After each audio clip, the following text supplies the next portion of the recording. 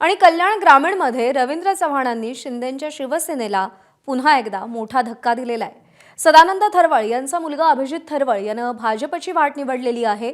कल्याण ग्रामीण उपतालुका प्रमुख विकास देसले हे सुद्धा भाजपत आलेले आहेत। डोंबिवलीतील मनसेच्या कार्यकर्त्यांनी सुद्धा भाजपमध्ये प्रवेश केलेला आहे।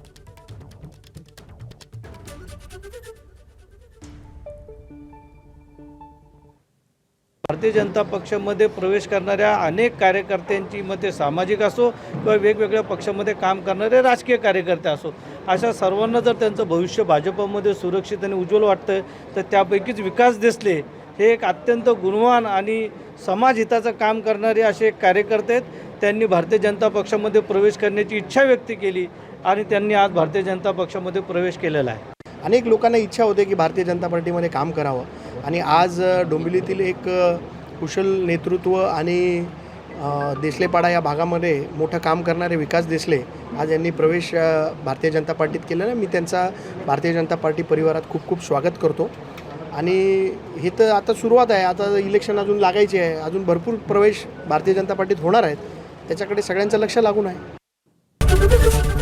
एबीपी माझा, उघडा डोळे बघा नीट।